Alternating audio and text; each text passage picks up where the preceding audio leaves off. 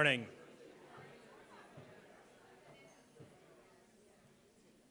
Wow, this is really exciting to see such a packed house.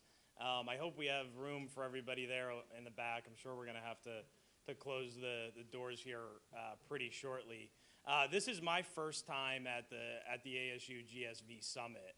This is not an audience that I usually have an opportunity to address. So I am absolutely thrilled to be here to help lead and facilitate this conversation around how the public workforce system can work more collaboratively with the technologists here on stage and here in this building to really help better serve job seekers and businesses here in the future. So I want to give you a little bit of an idea of where the inspiration and where the concept for this panel came from. Again, Josh Copus, if you haven't had a chance to look at the program, I work for the National Association of Workforce Board as their Vice President and Chief Operating Officer. I sit at a very interesting point in the organization where I get to hear a lot from what it is our members are trying to solve, what it is workforce agencies are trying to solve out there, and some of the limitations they have. And I also get to hear from a lot of technology companies, a lot of firms that are developing technological solutions to this issue around how we train workers, how we match them to employment opportunities. And I often hear a lot of frustration in the voices of those respective groups around how and why we're not able to connect the solutions that are being developed to the work that we're doing in the public workforce system. To give you an idea of the size and the scope of this workforce system that I'm referencing, that system is a group of about 550 organizations like the ones represented by Kris and Patricia here on stage that manage about $3.5 billion worth of federal funding alone and millions more in funding that comes through at the state and local level, through the private sector, through foundations, and through state funding. So it is a massive network of organizations that are on the ground, day to day, working with job seekers, working with businesses to try and solve these problems around access, equity, competitiveness in the U.S. labor market. So I hope with that we have an understanding of who Kris and Patricia are representing here. I am also going to attempt to give what I think this definition of education technology is, or I know that employment technology is also another word that's being used to describe some of these solutions and some of these technologies that are represented here by Scott, Alexis, and Joanna.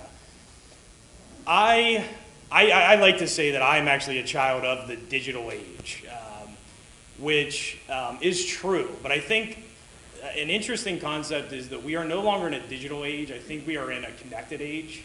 Digital for me was cassettes to the iPod. Digital for me was the VHS to Netflix. I think that same concept can be applied to the way that we approach education early on in this stage. Was we take textbooks and we put them online. We take teachers, we put a webcam in front of them, and we record what they teach.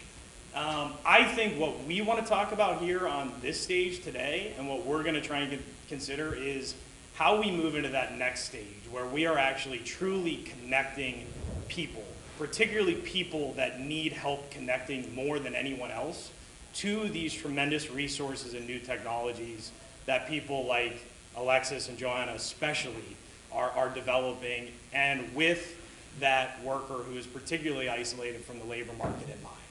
So, without further ado, we are going to keep this run and gun. We have 50 minutes to have this conversation.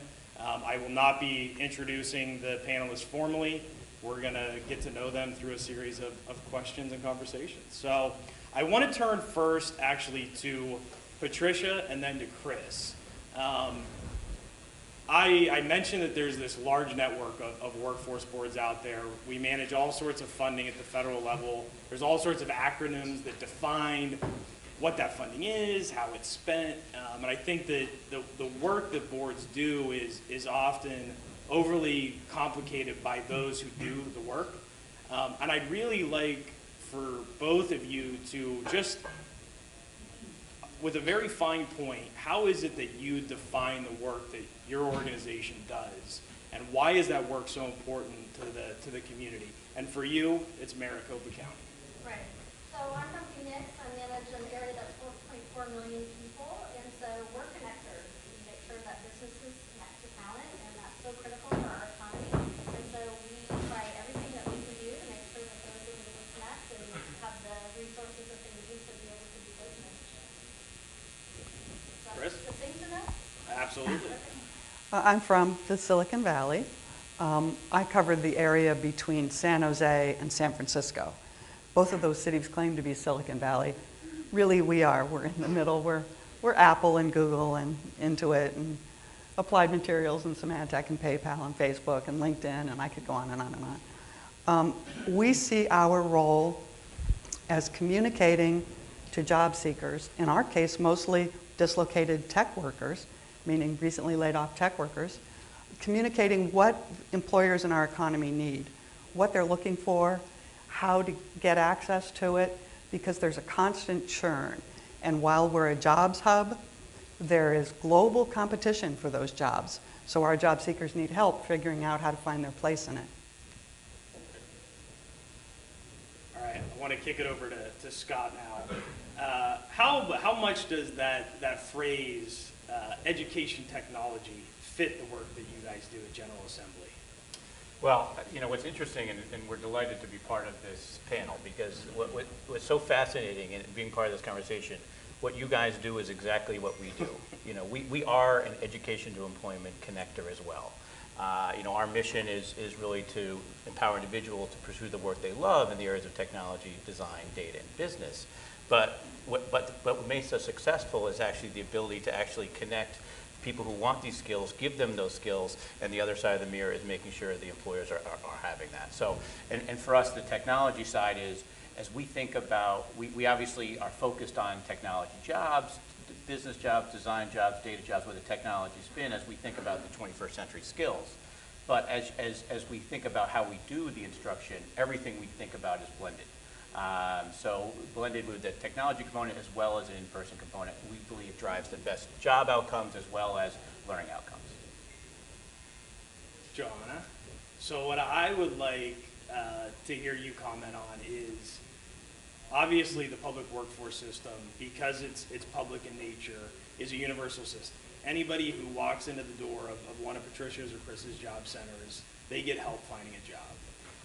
That is a very important part of what we do, is ensuring that anyone who wants to connect to the world of work has the tools and resources to do that. I've voiced to you in the past, and I alluded to it in my opening, that I have some concern that when we talk about education technology, that those technologies seem to be, to me, most accessible to those people that already have a proclivity around how to access them. Can you tell me how Cognotion is actually trying to develop solutions and e-learning and employment technology that really actually caters to those people that might not know how to access those resources otherwise? Sure. So we're also an education to employment company, but we're working at the opposite side of the spectrum as General Assembly. We work primarily with audiences that were not successful in the classroom environment and are looking for ways to get them career pathways to be successful. And currently a lot of that training is sort of in the cassette era.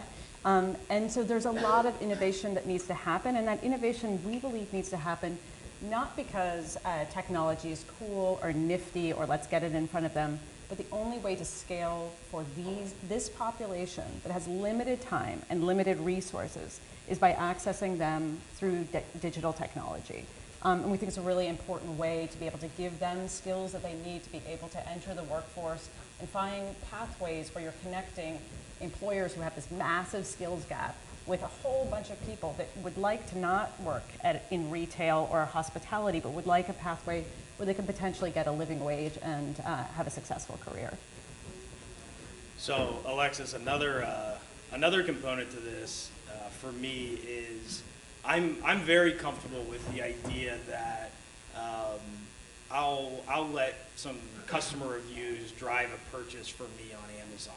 I'll listen to them for that. If I'm buying a computer and a virtual assistant pops up and says, hey, how can I help you make a computer purchase? I'm comfortable with that. What makes me a little uncomfortable is this idea that some sort of virtual assistant or some sort of computer is actually going to help me make a decision about the training I want to pursue, the higher education that best suits me, and the job or career that I want to do for the rest of my life. Can you tell me how LearnUp is trying to approach and really utilize technology, but not necessarily forgetting about the importance of a navigator, the importance of a coach who's actually there believing in you, who you trust, actually has your best interest in mind? Yeah, so LearnUp was born out of spending 6 months hanging out at offices like Kris's. She was one of the main supporters when we were in the early days of figuring this out, hung out in the one-stop trying to ask job seekers what it was that was so challenging for them to get a job. And one of the takeaways was they didn't know what skills were needed to be employable for the entry-level jobs, which is what we focus on. But another piece we learned is when we talked to a lot of the coaches at the one-stops and learned just what it feels like to be emotionally alone looking for a job, and how the skills and the training is not enough. You need that human component to give you the support and make you believe in yourself. And so with LearnUp, we've invented a model where we partner with the biggest employers in America, and we develop training that job applicants can go through at scale to over hundreds of thousands of people per employer. But we assign a coach from our team. Parts of it are automated, but there's also a human element to give people the encouragement to make it through and feel confident that there's an opportunity at the end of this, in addition to just having the tool itself. Great. Kris, can you talk a little bit about what you learned from that experience of having Alexis in your shop, trying to think about the way that you do your work, and potentially how a new technology like LearnUp could change that work? Well, we have a customer base that's, I call it soup to nuts, because California has nuts. But it's literally from low-skilled immigrants who can barely speak English to software engineers. And I mean, we have customers all across. We work with employers all across. And I think what was really helpful, first off, we have all those software engineers love to beta test. They're very tech savvy and looking for something to do with their time, and we try to provide that with volunteer experiences and beta testing like Alexis's group. And what I found is they all, whether they're immigrants or dislocated software engineers, need both access to skills, access to training, and network support from a human being. It doesn't always have to be a coach. It can be a success team. It can be a next door neighbor. But it's something more. It's both and. It's both the skills and the networking and the human contact. And I see people across the spectrum, as I say, that need both. Joanna, how do you feel about this? I mean, you guys are really pushing the boundaries of some of the new ways to revolutionize what we think of as e-learning. Push it to gamification, push it to really simulating that real world work experience, but doing it behind a computer. Do you think it's possible to navigate? Do you think it's possible to guide people to make these decisions through a computer screen? I definitely think it is possible. I should be clear that in healthcare, blended learning is just baked in. So all of our students do have time with coaches at the end of their courses, but those are coaches that exist in the healthcare institution. But we have the same philosophy. We really believe that connecting emotionally with contextual learning for the learners is the most critical thing. And because this learner population has a literacy rate that tends to be lower than the average, what we've done is we've developed a program that allows a user to use the technology without needing to feel like they're in a replication of a classroom environment. And for us, that's the critical component. So we're using all these different types of media, simulations, gaming, interactive video, cinematic video, video that connects emotionally with the end user, not because we think it's cool, but because we see that it's much more successful in getting that population to really understand and remember what they're learning when they then enter into the job. Yeah. Patricia, can you talk a little bit about, and I want you to be honest about the good and the bad of being an incubator, being a pilot, because I think it's actually not fair to say that Kris and Patricia are representative of all 550 local workforce boards. They really are on the leading edge of our community, really trying to push the boundaries of how a workforce board does the things they do.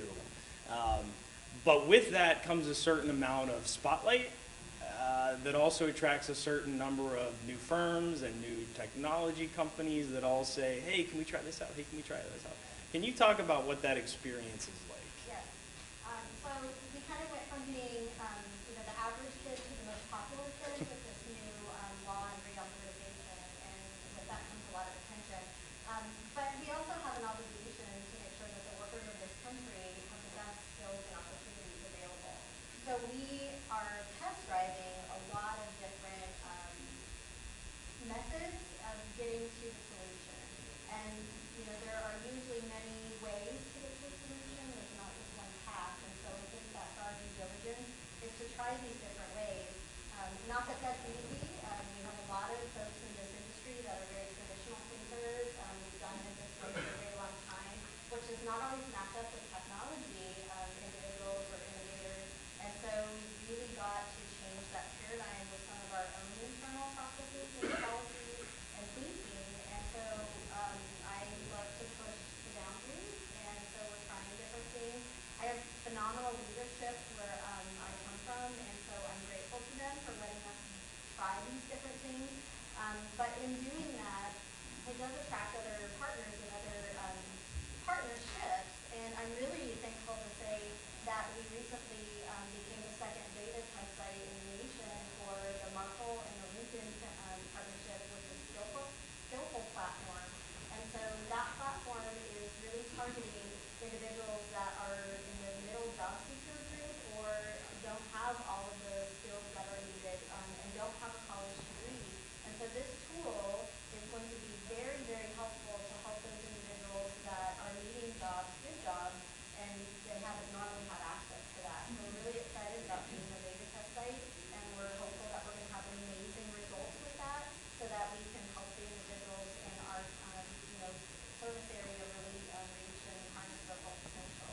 We're the fourth largest county in the country with 4.4 million individuals, and so it's 10,000 square miles, and when I talk about access, technology has never been more important than now. So that was mostly the good. Now I'll let you off the hook because I'll let either you or Kris answer this. But we have several hundred technology companies in the house right now. If they all came up to you after this session and said, here's my business card, I want to pilot, where do you begin? How do we as workforce professionals sort through all of the amazing technology and also some of the stuff that's maybe not so amazing? Right. I think you have to have clarity. You have to be clear on what you're trying to achieve for your end user. Technology is great, but if it's not relevant to the end user, then it's not really applicable. And so I think there's so many different applications that you need to think about the end user. And I would love to talk to some of these technology people because I think you might think you know us, but I don't think you really know us. And so just like having the conversations that Kris and LearnUp have had, I think that that's really important to have those conversations and problem solve and look at the different ways that you can get there. So I welcome the flood of people talking to us. Kris, any comment? Well, I just want to say that, again, talking about the diversity of our customer base, what's always been clear is it's no one thing. One thing is not right for everybody. It's just, you have to customize. Being in Silicon Valley, we don't have any choice. Our customers have high expectations, and they expect services to revolve around the customer. So we design based on customer feedback. And I think that's what's really clear is we need all the training options We need all the job search options. We need all the career exploration options. It's never just one thing. So, yeah, please. Yeah, I'll say when I first was introduced to Kris, I didn't even have an idea at that point. I just wanted to learn and understand. I had founded another company before that and sold it. And I remember when I came to you, I just wanted to kind of explore and see whether I could be helpful. And it was almost like I was like entrepreneur in residence, self-created. But you let me hang out, and I just talk to people and listen to people. And a lot of job seekers just open because they're looking for solutions, and they're looking to share how they're feeling with somebody. And it was only during my just hanging out. I was hanging out in the lobby, talking to people a lot of days. And then eventually the idea emerged, and then at some point you guys gave me a little table on the side and put a little sign that said beta test, or startup is beta testing. Feel free to try it out. And so it was just the job seekers were really open to trying to see what else could be out there for them. So Alexis, I mean, you clearly went into that with a very open mind, but Yeah. were there any preconceived notions you had about what Kris's shop would look like, what the job seekers that were walking into those doors? Did you have any preconceived notions about what that was going to look like and where you were maybe surprised by what you saw? I had no idea because my previous company was in clean tech, and that was my big focus. And I basically lived in India for 3 years. When I came back to America, it was 2009. I was so shocked by how much India was growing, and then America 2009 was not. And that's what got me, after my clean tech company was bought, to call up the San Jose and the Sunnyvale workforce boards and say, can I come hang out and figure out what's going on? I had no clue. I didn't know anything about it. I thought it would just be a couple days. And then the more I dug into it, I was like, oh, there's a real problem. Cool. So, Scott, we've used this word customer a few times. Who's the customer here? Well, it's a two-sided mirror. And I would say, no matter what, it's you're meeting the student needs as well, the job seeker need as well as the employer needs. And for us, everything is that two-sided mirror. And I think, as you think about ed tech or not, I mean, the modality doesn't really matter. It's actually just making sure that you're meeting the employer's expectation. I mean, what we are so focused on is that we don't have Title IV. We're not accredited. The only people who are going to judge us are our employers who are hiring our graduates. And the fact that we now have over 3,000 employers hire our graduates, and that now over a couple hundred have hired multiple graduates, that's what means, and our students are hired. So, our entire market research, our entire product development process is actually just spending time with employers and making sure that we understand those skills gaps, and we produce product that will actually meet those gaps. And what we've learned time and time again, the best way to execute on that is through a blended approach. So that's the customer. For you two, your stuff's all accredited, right? I know. We work through. Yeah, we are. I'm not. Okay. No, I was thinking the We're customer. licensed, I know. we're a trade school, I guess. We're not accredited. No, our model actually, our customer is also the employer, and who I met also through their board members of the workforce boards in the Bay Area, who they gave me the confidence to say, actually, go solve this. It's a real pain point. It's not just a job seeker issue. We cannot hire qualified entry-level workers, and that's how the model was born. How much does that term accreditation mean for you, Joanna? For us, it's really meaningful because we're working in skilled trade areas where there's high liability and high risk. So the accreditation is necessary. We wouldn't be able to do the kind of training that we're doing if we didn't have that. So, is there a difference between the accreditation and the licensing? Yes. So it's a little bit complex. So we actually approach the healthcare institution. We get the healthcare institution to be accredited as the learning institution, and we are licensed to be able to work with that institution. So it's a little complex of the stories. I did want to say something that's connected to this, but I think in terms of challenges, I think from the ed tech perspective, having come from that universe, entering into employment tech corporate training it's a brave new world, and it's a completely different market than the ed tech space, the traditional K-12 space. And I think that it can be very confusing to navigate. So I think that there's difficulty from both the workforce boards and how do we interact with the technology companies, but also as technology companies, you're looking at a market that is vastly different than what you've been used to. Kris, I saw you had your hand. Yes, I wanted to complain. All right. Yeah, we're getting to the good stuff. All right. I want to complain about a mistake from my perspective in the Workforce Innovation and Opportunity Act, and that's the eligible training provider list that requires accredited courses. We're charged with providing training that meets employer demand. And in my market, a lot of that are online courses that are not accredited. Lynda.com. I mean, you could just list them on and on and on. They are designed to employers' needs. That's why they're out there. But they're not a standard bricks and mortar school who's going to collect, data from all of their customers and send it to the Department of Labor, which is what's required to be on the eligible training provider list. So it's just another example of the federal government being so far behind the times that they're a decade ago and looking at the only way to get training is to go to a bricks and mortar public school. So if you're telling me that Scott comes to you and says, I want to do GA workshops, I have all these great classes available for your job seekers, it's exactly what they need. What do you tell them? Here's how crazy that is. I can buy that training for my customers, especially if I see employers at the other end. But I have to charge it to supportive services because they're not on the eligible training provider list. Yeah. There's the good news, though. I think that's changing. At least we're now working with the California Department of Labor, obviously the White House Tech Hire Initiative, the New York Talent Tech. They're actually really trying to break down those barriers. I hope so. Thank you.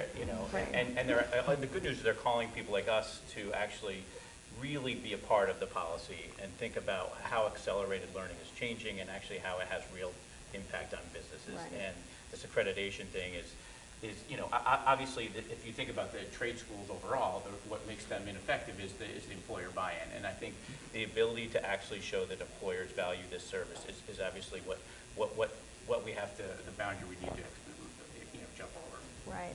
But like for me, if it takes getting that to my job seekers, then I have no qualms going to the governor, and what governor doesn't want good economic development happening in their state? And if there's a good reason and justification, you can usually get the governor to give you a waiver to be able to do some of these things. So I think it's pushing the norms and being able to try to make sure that these things are accessible at all costs. How important is it in that conversation with the governor to have demonstrated support from the employer community and from folks like Tremendous.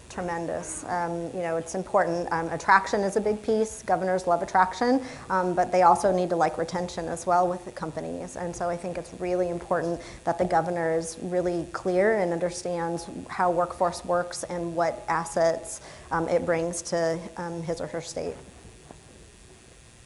So Alexis, one thing I do want to make sure everyone in the room is clear on is while we have two of the firms here represented are really kind of more in the training and education, you would probably fall more on the job matching, actually trying to make that hiring and recruitment practice much more seamless than it is now. Can you just be a little more specific about how that works and again what you learned at Kris's that helped inform the development of LearnUp?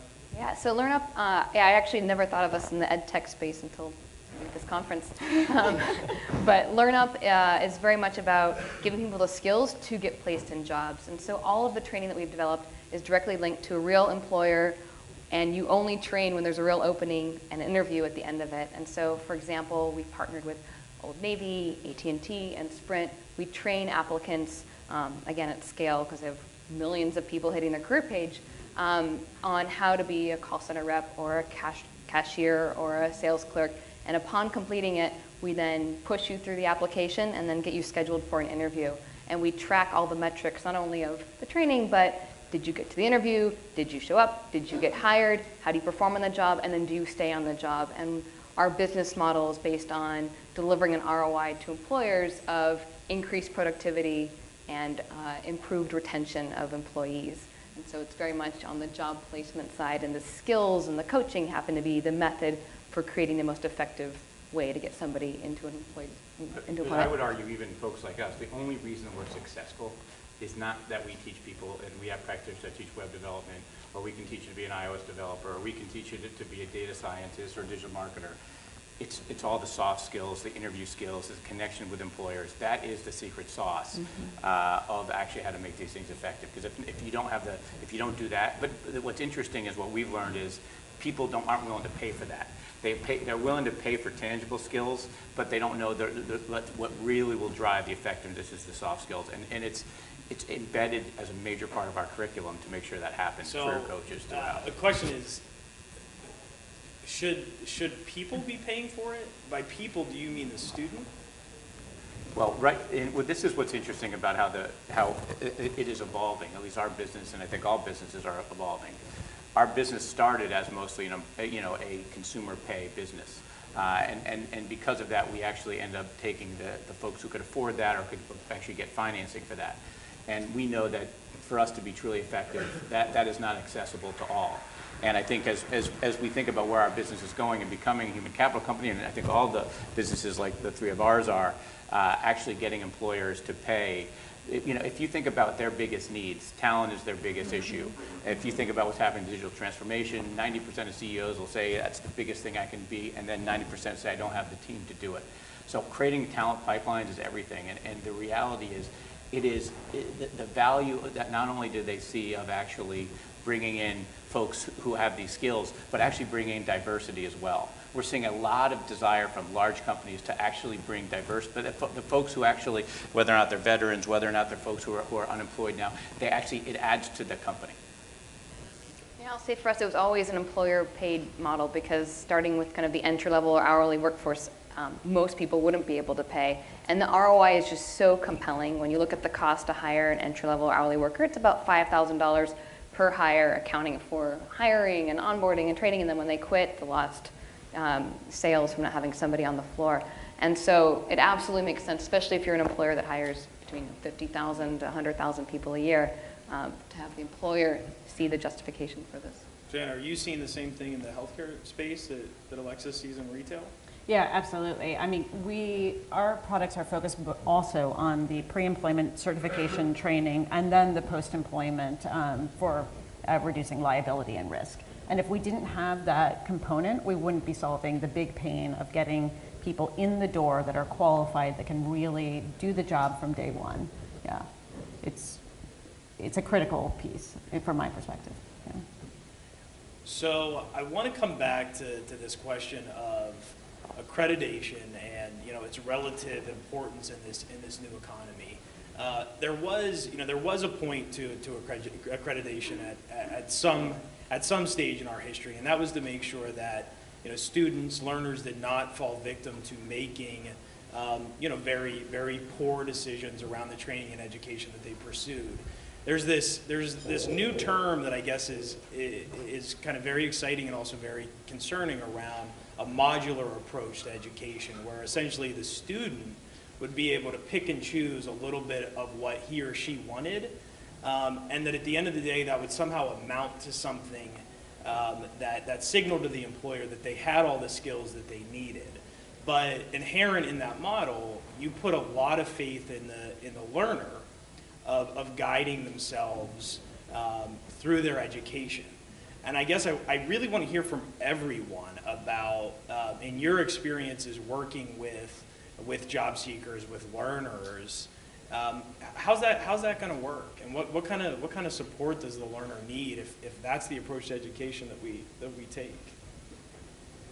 Free for all. I'll jump in. I think, again, many different sets of needs, many different approaches.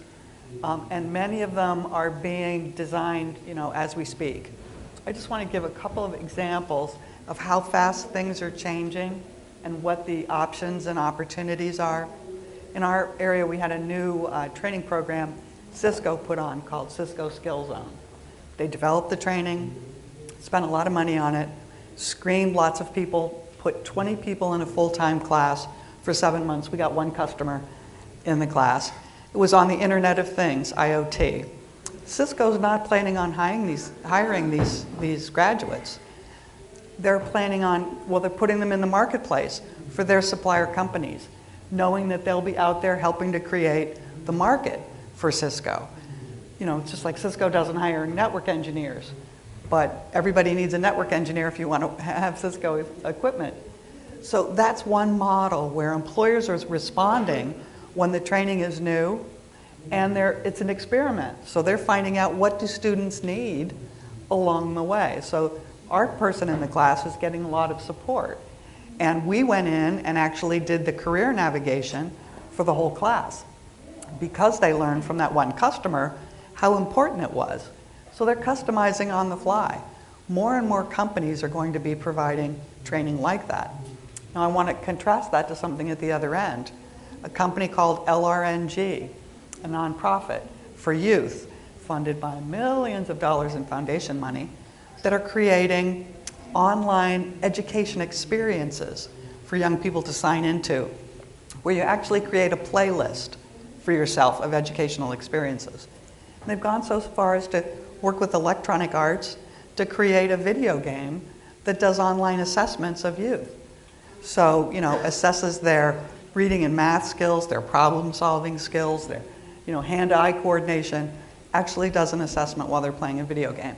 So the experiments out there are changing daily. And I think all of those issues, while they're real, they're being solved at the same time. I feel like it depends on the demographic. Maybe professionals are open to picking and choosing and learning what they want to. Linda, Coursera over there. But what we found for kind of the non-degree or entry-level workers, they just need a job. And to look at the different options. In the early days of LearnUp, we thought we would just have this social learning platform. You could choose what you wanted to learn, that didn't go anywhere. What we realized is we had to curate the curriculum and had to be completely employer-driven. And then also it had to keep changing as the job changes. And so by tracking hired rates and skills as they change over time and updating the content, we realized we had to give a very clear pathway to somebody just to get the skills to get the job and not kind of make it an open choice. I mean, we find, especially in healthcare, although this would be the same in I think a lot of industries when you're working with entry-level workers, is that they need behaviors, skills, competencies, and knowledge. And they may know 1/3 of each of those things that they need, but the ability to see the entire picture is just, it would be way too complex. And even the current providers that are out there are hitting on the skills, maybe some of the knowledge, but are missing on a lot of these competencies. In the same way that you were talking about this sort of downplay of soft skills in the healthcare space, there's also a similar dynamic where that's not taken into account, even though there's a direct causation between soft skills and healthcare outcomes. So I think it would just be too complex of a ask for those users. Our companies are having that same issue of people coming in and applying for jobs that have created this kind of smorgasbord of basically what the skills they've had through different applications. And so they've all asked us, can you build credentials? Can you build an assessment that says this is what we need as a front-end web developer, or this is what we need as a digital marketer, or this is what it takes to be a data analyst? And we've now worked with probably about 600 companies to actually give us input on what these assessments are. And so we're doing these credentials now because of that. And we're keeping them open to everyone, but all employer driven, so they can actually understand, both for existing employees but also hiring needs, how to evaluate where every individual is as they come in. And I think in Phoenix we have a very strong sector strategy initiative where we're looking at 6 specific sectors, healthcare, IT, manufacturing are just a few. And I think what we've looked at is we've kind of inversed instead of offering everything to everyone at the onset, we've really narrowed it at the beginning to give them kind of core skills that transcend all the sectors, that every employer is looking for, that is on the soft skill side, that's on some of the hard skill side, the basic computer side. And then really, from there, as they navigate and they progress, opening that up and offering them more options so then they can become very educated consumers, to really be able to harness what's available. And I think it also goes back to challenging our systems. I'm really grateful to have Dr. Crow with ASU in Phoenix, and I think his institution and their forward-thinking mentality is that let's look at doing education differently. And I think if you're constantly asking those questions, how can we get to this result and not take the traditional path, but look for additional few extra paths? I'm sure when we really want something, we figure it out. So since you mentioned ASU and Dr. Crow, I mean, one of the defining characteristics of ASU is that they wanted to build a university that was accessible.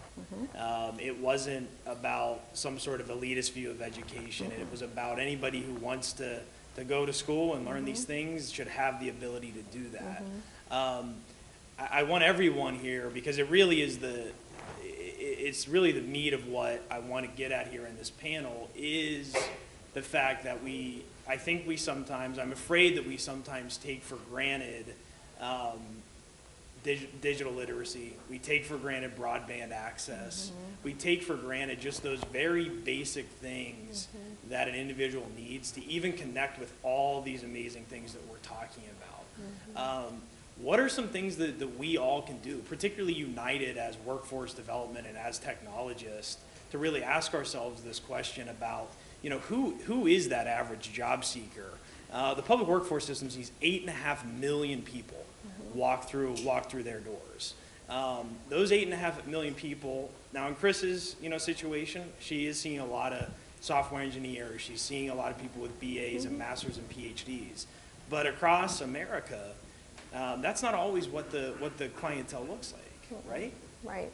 I think a lot of it has to do with awareness on both sides, for the job seeker, for the employers, and for you.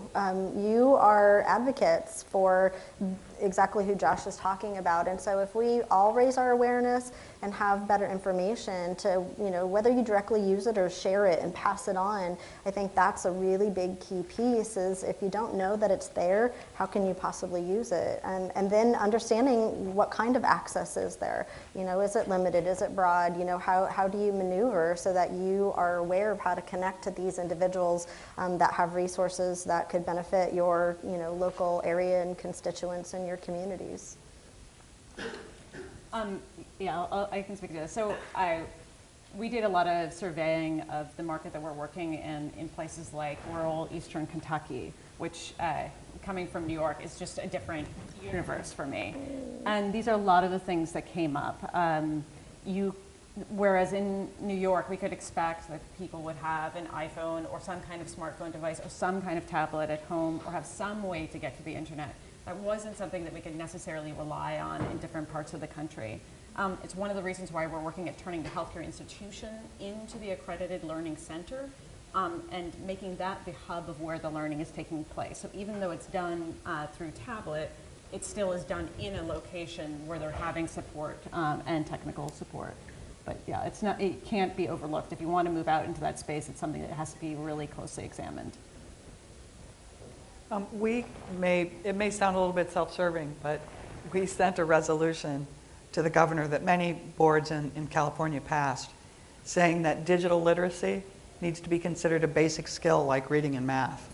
And broadband needs to be a regular utility like electric and gas. And we have to see it that way. That's the world we live in.